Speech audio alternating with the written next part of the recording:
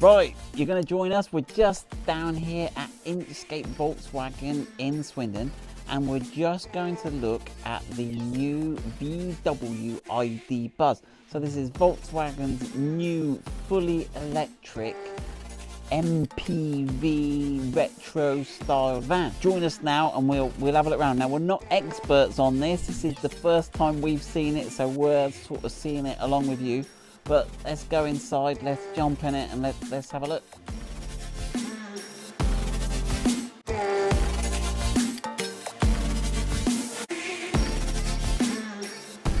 Right, so we're on the drive. We've got Ben in the driving wheel. So one thing is the visibility in it is instantly awesome, where you've got these extra pillars here, the big windows, the all-round view is great. We've got the armrests here, the comfort. We'll do more of the interior features when we park up. Right, so here we go. We're at 68 miles an hour. The wind noise, there is some wind noise, but considering it's fairly unaerodynamic, and we'll talk about that later, the drag is actually not too bad. The coefficient of drag on this is 0.29, which is pretty low for a sort of bus-shaped thing. So at 70 miles an hour, doing 69, it's fairly stable on the road. It feels fine. It's quite relaxed actually. It doesn't feel like you're racing. It's all fairly steady. So I guess there's only one gear on this car. Most electric vehicles just have the one gear. Let's just have a flash through some other. Let's have a look at the navigation. It's a bright day. You're picking up that map on there. Yeah, the map's clearly picked up. So the contrast ratio and the touch screen is really awesome. One thing that's interesting on the Volkswagen, when we compare it to the Tesla, is you've got two drive modes. You've got the D drive mode, and that you can virtually drive with one pedal. You accelerate, it goes quick. And what are we on at the moment, Ben? We're on brake. So if you let off, you'll see that as Ben lets off, the speed will diminish rapidly, and then apply it again. But if we change the mode by just twisting the stalk, we're now on B mode, and if Ben lets off now, there's no change in speed. So it's got, I guess it depends if you like that single foot braking mode or whether you want to be using the accelerator and the brake pedal, which I don't believe we've got, certainly not as a high level option on the Tesla. So the sitting position is great. We've got a high up sitting position. As a car overtakes us, we'll have a look out the window and you'll see we're definitely higher than the other traffic. And also you'll see we've got loads of headroom here.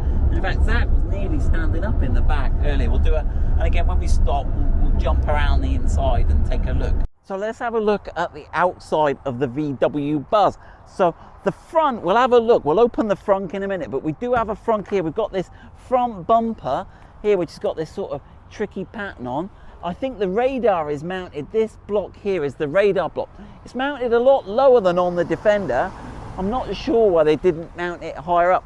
But we've got this classic sort of V bonnet and the upright windscreen. You've got the LED lights here coming round. This one's got the larger alloy wheels. These aren't hubcaps, these are actually alloy wheels. They're quite lush, aren't they? And look at the trick bolts in those. I like those. One thing I spotted on the roof here is it's got these 3 bolts. Now they're not very well disguised or covered up, but you've got 1, 2, 3. So it's ready to mount your roof rack straight on there. No need to remove filler strips and get them out. Right, we've moved around to the rear. Oh, this was a funky little thing Ben spotted. There's a little graphic. I might have to open the door, but there's a little umbrella. Right, you've also got these little style, they look like vents off the old air-cooled V-dubs, but these ones are just here for style. But notice you've got this diamond pattern and it runs through. We've got it on the front bumper, we saw that. You've even got it on the tread steps when you get in. Look, the charging socket is on this side, so it's hidden behind this flap here. So you've got the normal type 2, and then if you remove this little bit here, you've got this little, there's your DC rapid charge port there. That goes in. We did wonder if that was a bit long. That strap seems to get caught. Another interesting thing we noticed was it's got a locking fuel charging flap. But do you need that? I mean, I guess it's fine, but what, people gonna like nick charge, or I don't know. But I guess there's no harm in that. But it was interesting. It feels like a leftover from the petrol fueled car days. I promised you would look in the front. So if we pull this this here, we can take a look at the front. So there you go, that folds down. So it's just on this strap. You've got your, some interesting things. You've obviously got your washer fluid here. If you look up in here, this is actually a charging point for charging your DC battery. It flips down, you've got the positive terminal there and the negative terminal there. So if the charge runs out, I think most EVs have to have a 12-volt battery system for powering the infotainment, and they need to be able to recharge that, because on most EVs, if a 12-volt battery goes flat, you can't actually operate the vehicle. So you need to have that facility there to charge the 12-volt system if it goes flat. There's loads of space in here that's unused. There's a special little plug here for the battery cutoff. So in the event of an accident, this is a sort of fireman's hat on this label. You need to pull this plug, and that will in turn deactivate the main battery at the back so that it's safe for them to cut people out of the car or whatever. I was having a look at the brakes and suspension. So the rear brakes on the ID Buzz are rear drum brakes. The front brakes, we've got vented disc brakes on the front. We looked at the Tesla. The Tesla's got disc brakes front and rear, so discs are better in my opinion. Right, so let's have a little look at the interior. The silver door handle I thought was nice. That was a nice touch. It would be nice if all the bits you touched or operated had that silver colour. So this one here, for example, would be nice.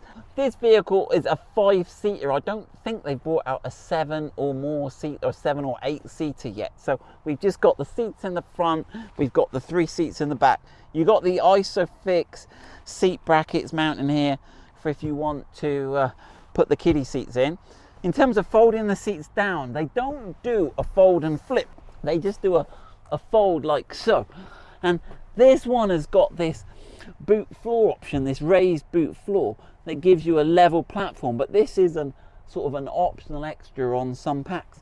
But the seats don't actually fold again, so it's not the best use of seat space. There is, however, space with this flat forkit to lie down. You could easily lie 2 of you down here, no problem at all. And when you're camping, look, you can turn your interior lights on, and they've got like different modes. There you go. They sort of, do they stop at the brightness? Yeah, they're kind of weird, aren't they? If you keep your finger on them, and then you can let off. So they sort of go up and down, and when you let go, they come off. Still in the back, they've got these funny sort of keyhole shaped holes in the roof. You've got one above the back door and one in the middle of the load space. And I think that's similar to on our Land Rover. I think you probably better get a little hook that you put in here and then slide along. Right, so you've got a removable rear load space cover. I guess that would stow. There's quite a big gap under here, and it's got this funny bit of polystyrene that's velcroed in that you sort of can't get out, and I think that's to form an end stop when you slide in. We'll have a look at the back and look at the shell, but you can take this out, and I expect that will that stow under there. Wow, look, that stows neatly under there. You've got a bit of a gap here between the two. The rear seats do have a bit of a slide mechanism on them, but it's not extensive. So let's have a look how far. Yeah, that's fully forward, sorry. And that's fully back. Yeah, even with it fully back, there's still a gap here between the two. But I don't think they can put it any closer, because I think, right, I've just worked it out. It actually has a recline motion, so you can get a bit of recline on the rear seat. And then it does, well, it comes pretty close to touching then. There we go, that is the fully reclined seats. There's a lot of room, I'm 6 foot tall. That is a lot of space. And Zach was saying how much space there is in the back. I mean, you can't stand up, but you can't do that in most cars. There's a lot of space in the back here. So on the back of the seat, you've got this handy sort of picnic table. There's a little lever you've got to pull under here, and you can sort of adjust it to any angle, and then you should be able to get your cup in there. It's not the securest of things, but I think it'll be fine. And you can adjust the angle to be whatever you want. It's got a series of points it stops at. We need to do a McDonald's run and see if it takes a McDonald's cup. When you're on a rough road, you've got the little straps here. They may also help you get in and out of the car, I guess. There's no extra storage cubbies cubby holes under here. Oh look, there is some floor lighting though. Look, we've got some hidden floor lighting under the back, which is cool. Another advantage of electric cars is you've got no transmission tunnel that you often find in other cars. So you get this totally flat floor, which is really cool.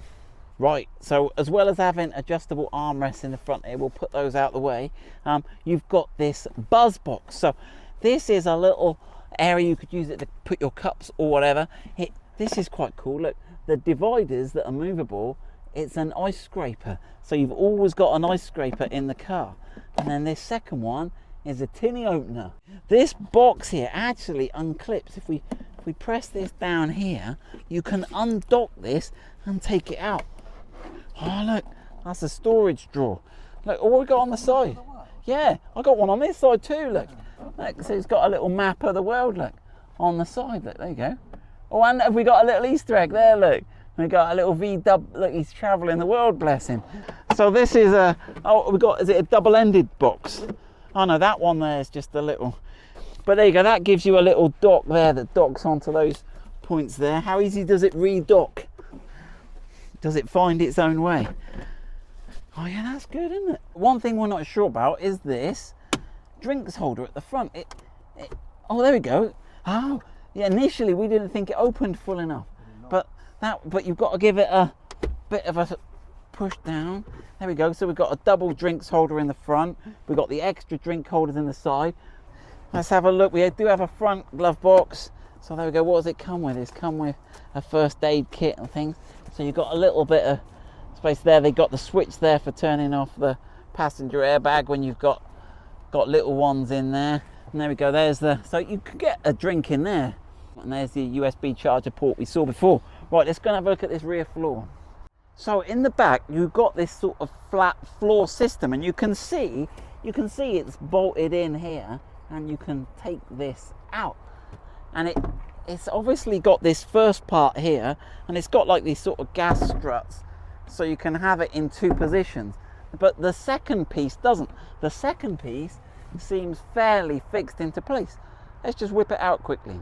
Right, so that's the one piece out. These are quite cool. They don't fall out. Look, right, there we go. That's the gas strut. So that's one of the bits. So let's see if we can get this second. We've undone them. Okay, yeah. This sort of rocks out. I don't want to. Look, those ones fold in. So could you have your own? The trouble with these not coming out is you couldn't use that as a little table on the beach, could you? Because those are, well, I guess they go into the sand, but you know what I mean? It almost needs a secondary, like the opposite of that you could screw into and make it into a table. That would be cool. Right, so you can now see how much room you can get in the back. This is this weird bit of polystyrene that you could take out, which would give you extra storage space under here. In terms of camper conversions and getting extra rows of seats, there's clearly some fixing holes provided for you here. So there is provision for some extra fixing. Obviously you've got to be careful, because under here is where you've got the main drive motor, because it's rear wheel drive. So you've got the main drive motor and inverters under here. So careful where you go drilling in the back. These bits are a bit weird.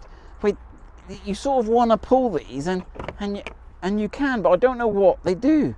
They've got Velcro on here as if they should come off, but are they like little chocks if you want to stop your car rolling away? I don't know.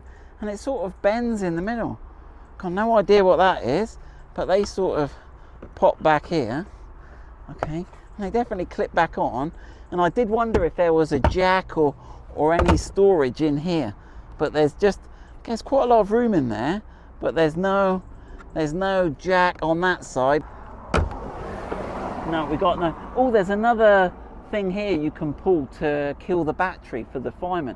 I guess they've done this probably to give you access to remove the rear lights. So we've got some sort of storage buckets here. They haven't got lids, and they're not as deep as they are on like the Discovery 3. The only other thing I've noticed at the back here is you've got your spare triangle. It would have been nice if it had a cover. Maybe it does have a cover missing. It wouldn't really affect you. You won't notice it. But if you're in the car, sleeping in the car, you would notice this gap here. One thing you're going to need pretty quickly is a rear bumper protector over this shiny bit of bumper. But they have given you a nice flat bumper. It could act as a step with a nice covering on it.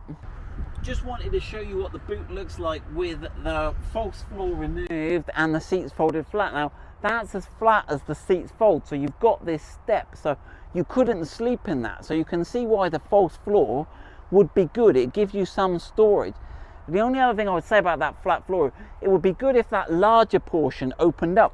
The rear bit opening up doesn't help you much because this stuff is easy to access because that's all here. It would have been better if the middle part had opened up so you could have got to the main area that was harder to reach from the back. So maybe VW want to think about that. But there we go. But that is massive. I mean, and look how wide and square. You could definitely get a pallet, a washing machine. You could definitely get a sheep, even a sheep or two in there. Right, charging points. How many charging points have we found in the ID Buzz?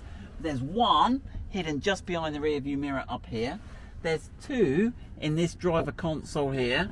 There's one in the passenger door here. These are all USB-C. There's not one in the driver's door. You've got one in the rear door on the left. You've got one on the rear door on the right. And you've got a 12-volt outlet in the boot. And also you've got the mobile phone charger. So there's a little tray here that you can put your phone in here. And it's not happy with it at the moment. Remove all items. We haven't got any items in the phone tray. Let's press OK. But it looks like we've got a wireless charger as well. So we are going to just have a quick play with the... Oh gosh, did I do some... No, I didn't touch it, but there you go, that was weird. So they've got a series of what I'll call, they're sort of hard buttons, but none of the buttons are sort of positive click. So you've got this, so this is for the park assist. This one here is climate. There's a few things to discuss here. One thing is, obviously from here you can set your heated seats. Okay, you can also set your heated steering wheel, and this is the only place to set the heated steering wheel. There's no heated steering wheel button I can see on the... Anything I say here is just our first impressions, right? So just was playing. Interestingly, the heated steering wheel is on the other side, so if you're driving, that's the only way you can put it, and you've got to reach all the way over there. It should really be for right-hand drive vehicles over here. We've checked the seats are right. The right seat does the driver's seat, etc. So that's all good. You've got this. We found this, didn't we? Air care. So we thought, let's try what air care does. Check this out. Do I have to press it again? Oh, there it goes. You see what? Purify the air. And this is apparently expulging all the dust and whatever else, pollen. That's it, from the car. Look, and it does.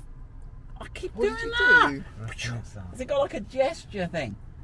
I was not touching that. Right, let me get back to climate. That is weird, isn't it? No, I don't know how I did that. So it's removed all the impurities from the air. I don't know if it does it by ionizing, but it's kind of a funky graphic. Right, so there we go. So we did the air care, we've done the classic climate. Now the smart climate. Now notice on this one you can sort of have blowing in the middle, blowing at your feet. You can have them both on. But if you go to smart climate, it gives you these sort of almost preset things.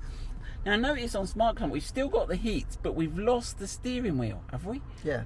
Yeah. What happens if you go warm my hands? You think that would turn the steering wheel on, wouldn't it? I don't know if that's turned the heated steering wheel on or not. Or is it blowing out? It's blowing out of here. But you can't have cool my feet. It's on a timer. And my hands. Where's the timer? Look, the white going around the cool my feet. Oh look. It'll turn off, look. Oh look, it's doing a little zoop. That's cool. There's a settings button here, automatic air recirculation, seating off. So it warmed my hands, but it hasn't put the steering wheel on. Look, is that right? Let me just check that again. See if I can warm my hands. Right, and let's go on settings. Steering wheel's off. You think if you're warming your hands, you'd put the steering wheel? Don't know. A little oddity there. So you've got several views there. This one then brings you onto the driver assist menu. Now this is just a graphic, nothing moves, nothing changes here. It's just a visual thing, which is slightly odd. Which side of the road are they driving on, Ben? To the left. Left. Yeah. Yes, so that's correct. Yeah.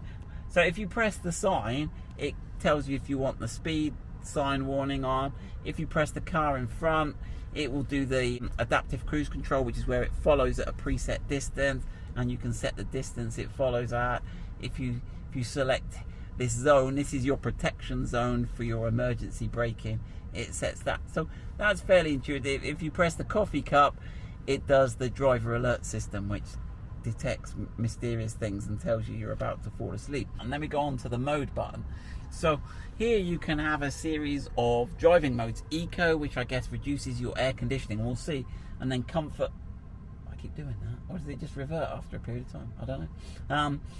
Sport mode, we thought we'd have a bit of sport mode, but you can also have individual mode where it seems like you can configure it yourself, and that gives you an insight into the settings. Now, is that, yeah, that only when you're on the individual mode you get these lines here, and then you can, so it's obviously for different ones it actually shows you what the pre-configuration is. So you get the driving dynamics are obviously sporty, your steering wheel probably sharpens up a bit, drive I guess is your acceleration, and also your adaptive cruise control.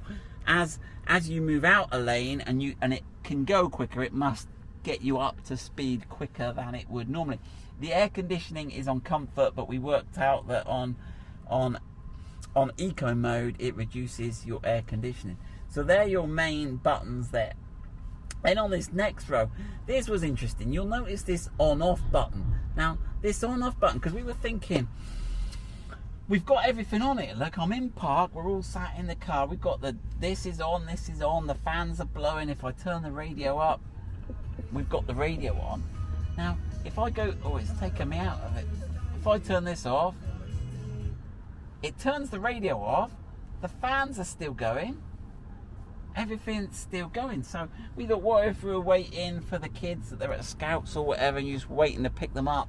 You don't really want to be consuming all this. Or, as Zach pointed out, what if you're camping? So you're in the car, you're not going to get out the car, we're going to have a little lie out in the back there. How do we just get it all to power down?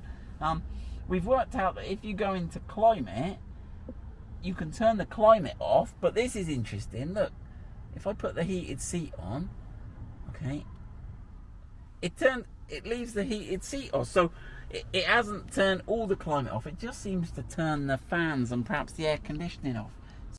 And then you've got these buttons here. If you touch this one, this will reduce the temperature, and then obviously you've got up and down. This white line actually is volume up, so the volume up actually goes all the way from here all the way across here, and the volume down, so I can, there we go, you can see that. That's how that works. Right, Ben's worked it out. He said, well look, what, you can use this as a slider, so you can touch it or slide it for the volume. But that makes more sense now, doesn't it? Can you slide the temperature? Yes. Yes. Now that makes more sense rather than tap in, slide in. There we go. As I say, we're just working this out. All right, let me just get rid of that. I'm looking for those 8 squares. So these are sort of like the apps you can get. Now, one thing I will stop and say is the screen, we've all agreed it's a bright sunny day out here today, and this screen hasn't got any shroud or cover around it, but it's awesome. The contrast on that screen is awesome. Is it coming out nice on the cameras? So, yeah. It's really bright, vibrant. The contrast from the black to the white is awesome. As we were driving along, it was very good. That's enough of that for now. We can go into some more. If you want another video, we can go into the navigation in the vehicle and setting up the sound. We will be getting one of these, and we'll talk a bit more about supply issues. So currently there's an 18-month waiting list. If you want to get one on order, you're probably worth getting one on order now. I'll put the details of our dealer in the description below. There's some lead time issues related to the two-tone paint. The one we'd originally ordered was white with a yellow bottom half, and it looked quite cool. It had a sort of white and yellow interior, and that was supposed to be due in January, but it's got pushed out till September for the two-tone paint. Now you can have it in white or yellow, but you can't have it in white and yellow. So clearly it's not a paint shortage. I think it's the production time of getting, they've got to paint the whole van white, mask it up, put it back through the paint line to get the yellow as the second colour. So we have now reverted back to just the plain white, and we will either get it wrapped or painted yellow when we get it. We are getting one, don't know when it's going to arrive, January, February, April, don't know. But keep an eye on this space. We're looking at the ID Buzz. We might make some bits for it. We'll certainly have a look at it. We like the whole all-electric thing. Volkswagen are clearly invested a lot of money in this. This is going to form the basis of their ID Cargo as well as the ID Buzz. So it could be a big and interesting market. Let us know what your thoughts. What do you think of the ID Buzz?